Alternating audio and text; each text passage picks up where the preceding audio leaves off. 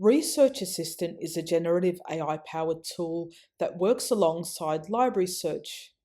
You can use it for quick searches and as a starting point for finding information, but it's not a replacement for other research tools. To use Research Assistant, go to the library website. Click Research Assistant. Enter your question into the search box.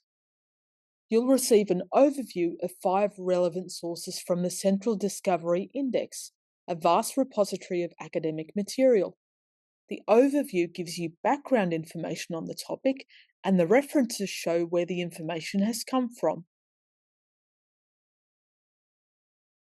Click a source to view its abstract.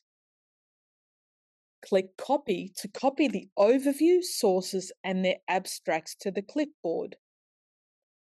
Click Try again to ask the same question. When you choose this option, Research Assistant runs a new search, so you're likely to get different sources and a different overview. Click More Details and Request options to see if the source is available or to request the item. Click to open the full text document. To view more sources, click View Related Results. You'll receive a list of results in Library Search, which you can filter to refine your search. Below the overview and sources, you'll find related questions which you can click on to continue your research. On the left-hand side of the screen, you can view your search history.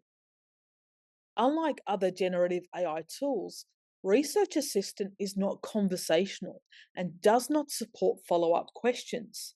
If you need to ask another question, it's best to run a new search by clicking Start a New Topic. Use Research Assistant as a starting point for your searching, and then use non-AI tools like library databases to find more results. Check with your course coordinator before using Research Assistant in your assessments, and always reference the sources you use.